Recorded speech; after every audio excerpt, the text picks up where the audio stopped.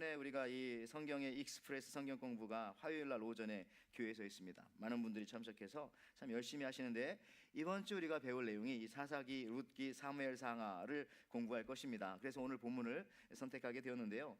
오늘 이 룻기를 보십시오. 룻기는 성경에 있는 소설 형식의 최초의 책입니다. 그러니까 기승전결이 있는 그런 성경책이죠. 그래서 성경 66권의 여성의 이름으로 된 책이 딱 두 권이 있는데, 하나는 에스더서, 하나는 룻기. 근데 이 룻은요, 이방 여인이었습니다. 이방 여인.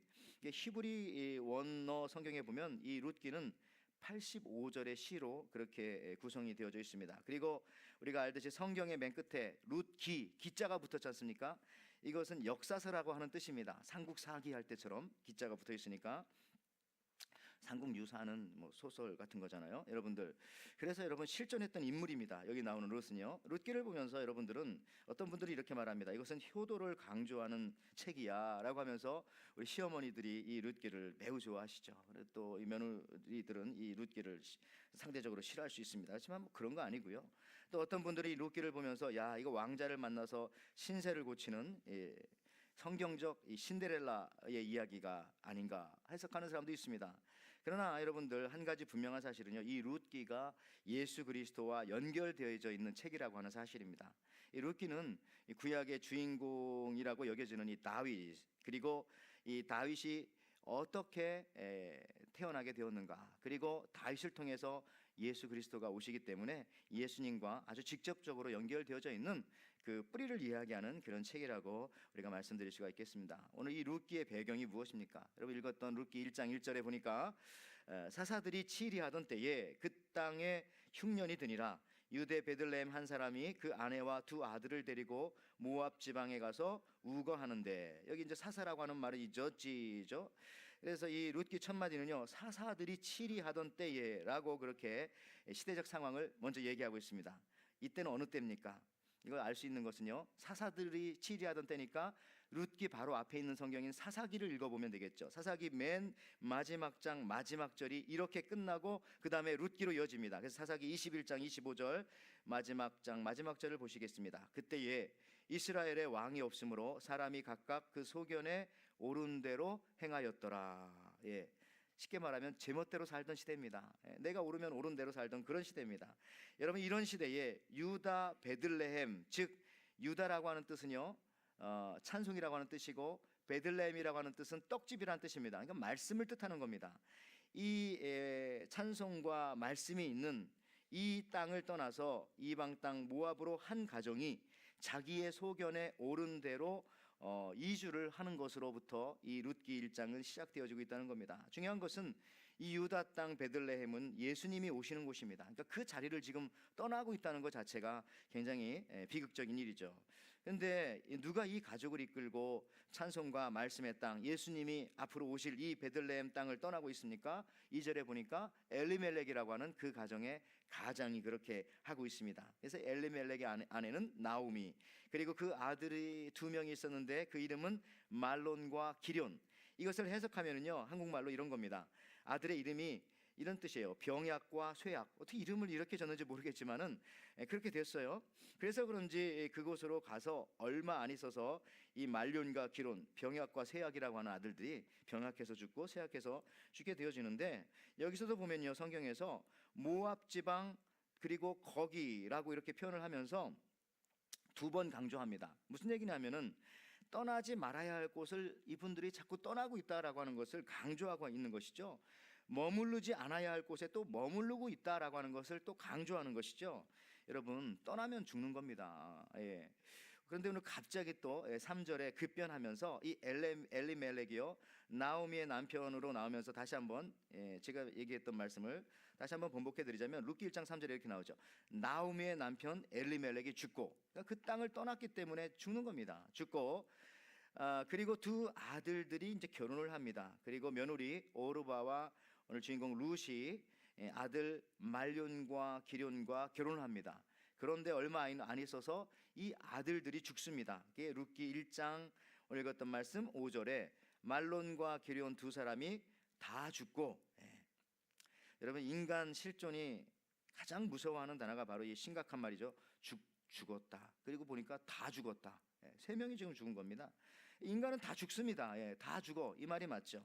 육신의 생명을 잃었다라는 것인데요. 그런데 심각한 말은 오늘 말씀에 하나님의 땅을, 하나님의 품을, 하나님의 뜻을, 그러니까 말씀과 찬송을 떠나면, 사실 이게 예배라고도 볼 수 있죠. 말씀과 찬송이 있는 곳이 세상에 어디 있습니까? 예배 자리고 교회고, 하나님 앞에 예배드리는 이곳이죠. 이곳을 떠나니까 그 다음부터 그리스도를 잃어버리게 된다는 것이죠. 그리고 죽게 된다는 겁니다. 참 심각한 잃어버림이죠, 이것이. 근데 여기서 이제 반전이 일어납니다. 여러분, 우리가 여기서 오늘 이 룻기 성경을 우리들에게 주신 이유가 바로 여기 있습니다. 분명히 알아야 할 것이 하나 있다라고 말씀하시면서 오늘 성경 중에는요, 하나님은 이런 인류에 대해서도 아직 그 사랑이 꺼지지 않고 그 사랑의 불이 불타고 계시고요, 아직 희망을 우리에게 주신다는 것입니다. 오늘 본문 보니까 죽었다, 잃었다라는 말도 나오지만 결국 3절과 5절 끝에 뭐라고 나옵니까? 남았으며 남았더라. 그리고 2장 18절에도 남은 것이, 이 남은 것에 대해서 또 자꾸 강조합니다. 잃은 것도 말씀하시지만 아직도 많이 남았다라는 사실들을 믿음의 눈을 뜨고 보라는 거죠. 오늘 여러분, 이 말씀을 통해서 예배를 드리고 오늘 말씀을 들으면서 내가 잃어버린 것은 그동안 무엇이었는가, 이런 것들 좀 발견하시기 바라고요. 더 나아가서는 아직도 남아있는 것이 분명히 많다라는 사실들, 오늘 이 시간 누군가에게 성령 하나님께서 그것을 가르쳐 주시기 위해서 오늘 이 말씀을 저와 여러분들에게 주시는 줄 믿습니다. 이 예배를 통해서, 이 말씀을 통해서 그것을 좀 발견하는 시간, 또 이삭을 줍듯이 남은 것을 주어가는 그런 아름다운 시간이 되시기를 다시 한번 축원을 드립니다. 여러분, 우리가 잘 아는 얘기지만 아버지와 아들이 사막을 걷고 있었습니다. 가도 사막밖에는 보이지가 않았어요. 며칠을 헤매다가 6일째 무덤을 발견하게 됩니다. 그러자 그때 아들이 그냥 소스라치게 놀라면서, 아버지 그것 봐요, 이제 우리는 다 죽었습니다. 여기 이렇게 사람들의 무덤까지 있으니까요, 이건 죽음의 사인입니다. 그때 아버지가 말했습니다. 뭐라고요? 얘야, 오히려 나는 희망을 보는구나. 여기 이렇게 무덤이 많이 있다는 것은 가까운 곳에 마을이 있다는 증거잖니. 여러분, 그렇죠. 똑같은 환경, 똑같은 것을 보고도 거기서 무엇을 발견합니까? 이 죽음의 사인인 무덤을 보고도 이제 우리가 살 수 있겠구나 하는 이 이야기, 이게 바로 십자가 이야기입니다. 여러분, 죽음의 상징인 십자가를 보고 생명을 발견하는 사람들이 바로 예수 믿는 우리 그리스도인들이죠.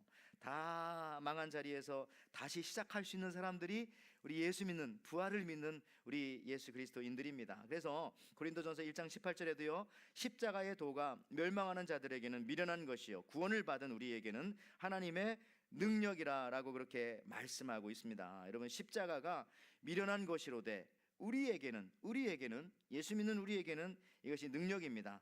원래 십자가는 죽음의 표시지 않습니까? 무덤에 가면 십자가가 다 있잖아요. 그리고 십자가 틀을 통해서 사람을 사형하는 사형 틀이었습니다. 그러나 예수를 믿는 우리에게는 그 죽음의 표시조차도 항상 내게 능력이 되고 힘이 되고 생명의 표시가 된다는 것입니다. 여러분 인생 속에서 무엇을 보십니까? 잃은 것을 보십니까? 아니면 아직도 남아있는 것을 보십니까? 없어지고 사라진 것을 보십니까? 아니면 앞으로 얻을 수 있는 수많은 것들을 여러분 바라보시면서 살아가십니까? 시카고의 D.L. 무디가 했던 유명한 말이 있잖아요. 장미꽃을 보십니까? 아니면 장미꽃 가시를 보십니까? 중국의 역사를 여러분 한번 보시면요, 최근에 이 모택동, 그러니까 마오쩌둥 있죠. 이 사람에 의해서 중국이 공산화되면서 기독교가 완전히 망한 줄 알았습니다. 공산당이 들어갔으니까. 그런데 이 공산 그 정권 전과 지금 2018년도를 비교해 보면요, 엄청난 차이가 있다는 겁니다. 통계에 의하면 그러니까 1950년대 중국이 이제 공산화되던 그 시대에는요, 중국의 기독교 인구가 약 430만 명 정도 됐습니다. 그렇게 많지 않았죠. 인구가 워낙 많았지만 430만 명 많이 잡아서. 근데 지금은 중국의 기독교 인구가 얼마나 되는지 아십니까? 7천만에서 1억 정도 됩니다. 세계에서 가장 많은 기독교인이 중국에 있을 수 있습니다. 1억. 여러분, 그 비밀이 무엇인지 아십니까? 이 공산주의자였던 이 모택동이요, 이 자기 나라를 공산화시키면서 모든 미신을 다 타파해 버렸어요. 이제 우리 공산당이니까 조상 제사 드리지 말아라. 사찰, 절 다 폐쇄해 버렸습니다. 유교 다 없애 버렸습니다. 사실 여러분 어느 곳이든지 기독교가 들어가면 이런 게 큰 걸림돌이 되거든요. 제사 지내는 거, 절, 그죠? 이 불교 절, 이런 부디스트 템플 이런 게 문제가 되는데 그걸 아니 모택동이 그냥 참 마오쩌둥이 이걸 다 없애버렸으니까 얼마나 좋아요. 또한 이 중국이 1950년 전에는요 언어가 한두 가지가 아니었습니다. 뭐 100개 이상이었겠죠. 뭐 얼마나 많은 소수민족이 많아요. 그런데 그 넓은 나라에 수많은 민족들이 얼마나 많은 언어를 가지고 있었겠어요. 그렇지만 이 목택동이 공산당 혁명으로 북경어, 이 만다린어 하나로 다 통일시켜 놔 버렸어요. 그러니까 복음이 전파되는데 그냥 고속도로를 만들어 버린 겁니다. 성경을 수백 수천 개 언어로 번역할 필요 없이 그냥 딱 이 중국어, 이 만다린어 하나로 딱 번역해 놓으니까 급속하게 이 복음이 퍼져갈 수가 있었던 것입니다. 또 한 가지는 세 번째, 강제 노동과 부역으로 이 중국 내륙까지 길을 다 만들어 놨어요. 그러니까 복음 전파가 얼마나 수월해졌습니까? 여러분들 다 이런 줄 알았어요. 아, 이 중국이 공산화되면서 이제 기독교는 중국 땅에서 완전히 사라졌다. 근데 여러분들 최근에 뚜껑을 열어보니까 오히려 그것에 뭐 수백 배, 수천 배 이상 불어난 거죠. 수만 배 이상. 여러분들 오히려 잃는 과정 속에서 더 큰 것을 얻게 하시는 것을 우리가 이렇게 우리 눈으로 보는 세계사 속에서도 보지 않습니까? 이것이 바로 하나님의 이 move ahead. 그러니까 이제 이거 읽으면 더 얻게 되는, 잃으면서 더 얻게 되는 그런 거죠. 넘어지면서 앞으로 더 가게 되는 것이죠. 여러분들 링컨이 그랬대지 않습니까? 나는 넘어졌고 수없이 넘어졌다. 사실 그래요. 링컨은 여러분 아시는 것처럼 뭐 선거에만 26번 떨어지고 그 밖에도 뭐 다른 중요한 시험에만 40 다 합쳐서 40 몇 번 뭐 쓰러지고 넘어지고. 근데 그는 그때마다 이런 말 했대잖아요. 나는 넘어진 만큼 항상 넘어진 만큼 앞으로 갔다. 예. 오스왈드 챔버슨이라고 하는 우리 기독교 저술가도 이런 말했습니다. 하나님은 마귀가 하는 일보다 언제나 한 수 위다. 예, 여러분 인생은 수싸움이죠. 수싸움. 몇 수 앞을 보느냐에 따라서 그 인생이 달라지는 것입니다. 그렇지만 우리 예수 믿는 사람들은 잃었다라고 생각하지만 그 잃은 것 속에서 엄청난 것을 찾아내는 수가 보이는 거예요. 하나님의 수는 인간의 수보다 더 월등하거든요. 여러분 바둑 1단인 100명하고 바둑 9단인 1명하고 아무리 바둑을 둬도요 여러분 100명 뭐 1000명이 모여도 바둑 9단 이길 수가 없죠. 왜냐하면 보는 수가 다르니까. 그렇습니다. 여러분들 하나님은 잃게 하시면 더 많이 얻게 하시는 분이십니다. 여러분들 저는 이런 생각해 봤어요. 그래서 10 빼기 1은 100일. 우리는 9라고 생각하지만 제가 생각해 봤어요. 9 빼기 8은 98, 5 빼기 4는 54, 7 빼기 6은 76. 무슨 말인지 아시겠죠? 빼면 없어질 것 같지만 자꾸 늘어나는 것 같은, 잃었지만은 자꾸 얻게 되어지는 그런 일들이 벌어진다는 거죠. 여러분 다시 본문으로 돌아가서 우리가 하나님 계심을 믿고요, 흉년이 들어도 이 그리스도의 땅, 또 유대 베들레헴 말씀과 찬송 속에 거할 때 하나님께서 반드시 회복시켜 주십니다. 그 회복시켜 주심에는 잃는 것도 있지만은 결국은 남고 또 남더라라는 것이죠. 여러분 이 룻기가 짧으니까 한번 집에 가셔서 30분만 읽으면 돼요. 끝까지 한번 다 읽어보시기 바랍니다. 그러면 읽다가 마지막 장에 가보면요 이런 일들이 벌어져요. 이 나오미가 남편을 잃고 두 아들을 잃었지만은 그에게 남은 것을 통해서 신비하게 그녀가 역사적으로 이 그리스도를 얻는, 예수 그리스도를 얻는 장면으로 그렇게 마무리되어집니다. 룻기 4장 16절 17절에 보면 이런 말씀이 있어요. 이게 마지막 장이잖아요.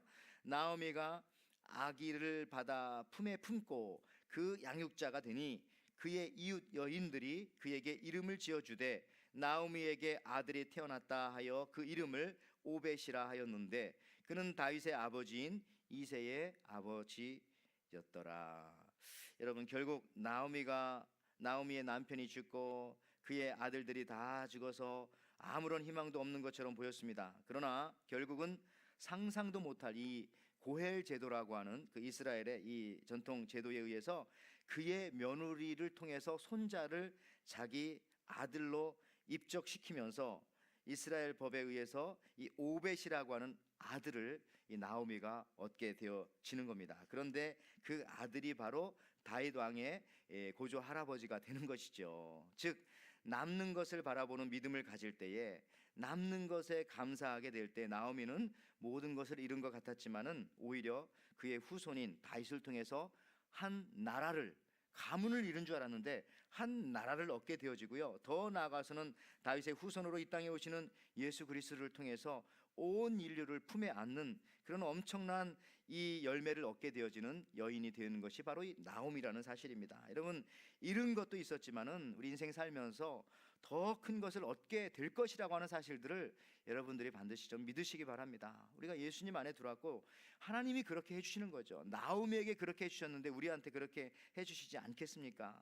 특히 재미있는 것은요, 이 모든 악수몬의 발상지인 이웃집 여자들이, 여기 뭐 보니까 이 룻기 4장에 이웃집 여자들이 이름까지 붙여줬어요. 오벳이라고. 누가 이름 붙였다고요? 이웃집 여자들이요. 여러분들, 이 얘기는 뭡니까? 내가 키워주겠다. 저 아이의 이름은 우리가 지었어. 저 아이 이름은 내가 지었어 하면서 이 오벳은 사랑받고 자랐고요. 그 후손을 통해서 다윗이 오고 그리고 그리스도가 이 땅에 오게 되었다. 나오면 또 얼마나 기뻤겠습니까? 또 룻은 얼마나 행복했겠습니까? 여러분, 이제 제가 말씀을 적용하면서 우리는 여러분 잃는 것을 그래서 두려워하지 말아야 합니다. 자꾸 잃는 것을 두려워하면 자꾸 더 잃게 되어져요. 근데 잃는 것을 두려워하지 않으면 자꾸 더 얻게 되어지고요. 얻을 수 있는 것들이 보이게 되어집니다. 남아있는 것들이 자꾸 눈에 보이게 되어집니다. 어떤 이는 돈을 잃을 수도 있어요. 인생 살다 보면. 또 어떤 이들은 인생 살다 보면 건강을 잃을 수도 있습니다. 어떤 이는 오늘 본문과 같이 사랑하는 사람들을 잃어버릴 수도 있습니다. 어떤 이들은 사랑하는 땅과 같은 것들을 기억들을 잃어버릴 수가 있죠. 그러나 이 잃어버림에 너무 깊이 절망하지는 맙시다. 왜냐하면 예수님 안에서 어떤 상황 속에서도 우리는 이걸 믿죠. 항상 잃는 것보다 언제나 얻는 것이 더 많았다. 지금 예수님과 살아왔던 내 삶을 돌이켜보면 다 그렇지 않습니까? 여러분, 성도 여러분, 이 시간 여러분에게 이 한 단계 또 믿음을 높여서 이제 이런 걸 한번 생각해 보면 어떨까요? 우리 사랑하는 에덴 성도 여러분, 그리고 이 자리에 예배하시는 우리 성도님들, 적극적으로 그렇다면 한 걸음 더 나아가서 얻기 위해서 한번 스스로 잃어보는 것은 또 어떻습니까? 예수님은요, 우리를 위해서 생명을 스스로 잃어버리셨습니다. 그리고 우리를 얻으셨죠. 온 인류를 얻으셨죠. 또한 사도 바울도 항상 사랑하는 성도들을 위해서 잃은 것이 있었어요. 잃은 것이. 그런데 그것 때문에 얻는 것이 더 많았습니다. 자, 여기 고린도후서 12장 15절 말씀을 한번 보십시오. 이 사도 바울이 고린도 교회를 향해서 이렇게 말합니다. 내가 너희 영혼을 위하여 크게 기뻐함으로 재물을 사용하고 또 내 자신까지도 내어 주리니 너희를 더욱 사랑할수록 나는 사랑을 덜 받겠느냐. 이게 무슨 뜻입니까? 좀 쉬운 성경으로 제가 다시 한번 번역해 드릴게요. 좀 집중해서 보십시오. 현대인의 성경 이렇게 나옵니다. 여러분의 영혼을 위해서라면 내가 가진 것뿐만 아니라 내 몸까지도 기꺼이 바치겠습니다. 내가 여러분을 이토록 사랑하고 있는데 여러분도 나를 그만큼 사랑해 주어야 하지 않겠습니까? 사랑해 달라는 겁니다. 이유는 뭐죠? 내가 여러분들을 위해서, 고린도 교회 여러분들을 위해서 내가 재물도 사용했고 내 몸도 주었다. 내 시간도 주고 내 열정도 주고 내 건강도 주었다. 이런 말 아니겠습니까? 다시 말하자면 이런 거죠. 이때부터 소위 바울이 말빨이 쓰기 시작합니다. 말빨이. 왜? 내가 누군가를 위해서 희생한 것이 있을 때에, 내가 재물을 좀 쓸 때에, 시간을 좀 쓸 때에 그것이 있고 난 다음에 말할 수 있는 것입니다. 여러분, 우리가 전도가 되지 않는 것이 왜 전도가 안 해? 말만 하지 돈 한 푼 안 쓰기 때문에. 밥 한 끼 안 사주면서 예수 믿으라고 하면은 예수도 안 믿는 사람들의 마음이 그 열리겠어요? 그분들이 예수 안 믿을 정도로 마음이 딱 닫혔는데, 전도가 안 되는 것은 시간과 노력 한 번 안 쓰고 자꾸 그냥 예수만 믿으라고 하니까 좀 노력. 바울처럼 그냥 얻어먹지만 말고 바울처럼 재물을 사용할 때, 상대방을 위해서 몸을 주고 시간을 주고 사랑을 줄 때 상대방의 사랑을 요구할 수 있는 겁니다. 내가 이렇게 했는데 여러분도 나를 사랑해 주면 안 되겠습니까? 내가 이렇게 했는데 우리 교회 한번 가면 안 되겠습니까? 라고 할 수 있는 것이죠. 여러분들, 무엇인가 남을 위해서 잃을 때에 거기서 얻을 수 있는 그 여지들이 생겨난다는 겁니다. 당신도 나를 사랑해야지. 여러분, 잃어야만 얻는 것이 있습니다. 뭔가를 얻으려면 사실은요, 반드시 잃어야 하는 것이 있습니다. 이 마이클 포터, 이 하버드 대학 교수님이 이런 말을 했네요. 전략이란 무엇을 할 것인가가 아니고 무엇을 포기하고 무엇을 버릴 것인가 하는 것이다라고 이렇게 말합니다. 왜냐하면 여러분, 잃어야만 얻을 수 있는 것이기에, 그래서 특별한 인생을 살아가는 사람들은 정말 소중한 것 하나를 얻기 위해서 다른 많은 것들을 일부러 버립니다. 올림픽의 금메달리스트들 보십시오. 그거 따기 위해서 다른 것들 다 잃어버리잖아요. 심지어 어떤 사람들은 청춘도 물론 잃어버리면서 운동하고 거기에 집중하고, 때로는 훈련 가면은 가족들 만나지도 못하고. 여러분, 모세는 애굽 왕자를 잃어버렸습니다. 그리고 나서 그리스도를 얻게 되어집니다. 여러분, 잃는다는 것을 적극적으로 말하면 이게 버린다는 겁니다. 버려야만 얻을 수가 있습니다. 잃을 용기, 버릴 용기를 한번 가져보십시오. 과거를 버리고 또 잃어보세요. 그러면 만족할 만한 미래를 하나님께서 우리에게 허락해 주시고, 그런 것들을 발견할 수 있는 눈을 우리에게 떠지게 해주시는 겁니다. 빌립보서 3장 8절 9절 말씀에도, 그래서 또한 모든 것을 해로 여김은 내 주 그리스도 예수를 아는 지식이 가장 고상하기 때문이라. 내가 그를 위하여, 이 부분이 중요하잖아요. 모든 것을 잃어버리고, 그러니까 모든 것을 버리고 배설물로 여김은 그리스도를 얻고 그 안에서 발견되려 함이니라. 그리스도를 먼저 얻는 게 아니라 먼저 좀 잃어버려야, 버려야 그리스도를 얻을 수 있다라고 하는 것입니다. 여러분들, 잃어버림 속에 어둠이 있는 것입니다. 여러분, 지금껏 인생 사시면서 잃은 것도 있었지만 분명히 그 속에 얻은 것이 사실은 훨씬 많았고요, 남은 것이 훨씬 많았습니다. 여러분, 지금껏 인생 사시면서 한번 쭉 생각을 해보십시오. 근데 더 아름답고 거룩한 것은 예수님을 위해서, 또 교회를 위해서, 또 이 잃기 전에 버리는 삶으로, 내가 잃어버리기 전에 먼저 버리는 삶으로 나아갈 때 모든 것을 얻게 되는 영생과 그리스도를 얻게 되어지는 엄청난 축복이 따른다는 것입니다. 결국 우리는 모든 것을 다 잃게 될 겁니다, 나중에. 그렇죠? 우리가 죽을 때 뭐 다 가져갈 수 있어요? 아무것도 못 가져가죠. 그렇다면 그거 잃어버리기 전에 내가 먼저 스스로 버리면 되는 겁니다. 그러면 그것이 영광이 되어지고 그것이 하나님 나라의 귀한 상급이 되는 거죠. 마지막으로 제가 이런 얘기하면서 설교를 맺으려고 합니다. 여러분, 이것도 역시 잘 아시는 동화 이야기일 겁니다. 이 안소니 드멜로라고 하는 이 분이, 그분의 책에 보면 뭐 바다로 간 소금 인형이라고 하는 글이 있습니다. 소금 인형 하나가 있었습니다. 이 소금 인형이 여행을 하게 됩니다. 그가 바다 앞에 도착해서 바다를 앞에 두고 마주서서 말합니다. 바다에게, 당신은 누구십니까? 그랬더니 바다가 이 소금 인형에게 말합니다. 들어와서 직접 확인해 보려무나. 소금 인형은 바닷물 속으로 들어갔어요. 그리고 작아지고 나중에는 알맹이가 됩니다. 그리고 마지막으로 소금 인형이 외칩니다. 아, 이제야 내가 누군지 알았습니다. 자, 소금 인형은 바다에서부터 왔다는 것을 그때 알았고, 바다에 안기면서, 바다에 빠지면서, 온몸을 거기에 담그면서 자신의 존재가 사라짐으로써 자신이 누군지 알게 되었다는 겁니다. 자신을 잃어버림으로써 자신이 누군지 깨닫게 되었다는 것이죠. 우리도 우리 자신을 잃어버리지 않으면 내가 누군지 결코 알 수가 없어요. 나는 죽고 내 안에 예수님이 사셔야 내가 누군지 알게 되어지는 겁니다. 그리고 이 소금 인형은 마지막에는 자기가 또 바다가 되어서 온 바다를 얻게 되는 거지 않습니까? 여러분들, 이 미얀마, 버마 같은 나라인가요? 거기에 있었던 옛날에 그 저드슨 아드니람이라고 하는 이 선교사님이 있습니다. 이분 참 유명합니다, 세계 선교 역사에. 근데요, 이분의 사역을 한마디로 정의하자면 이겁니다. 살아있을 때보다 죽었을 때 더 많은 전도가 되신 분. 살았을 땐 6명인가? 그런데 죽고 난 다음부터는 뭐 수천 명, 수만 명이 이분의 사역을 통해서 예수님 믿게 되었어요. 근데 그분의 아들이 자기 아버지로부터 들은 이야기들을 책을 써서 냈는데 거기에 이런 말이 나와 있네요.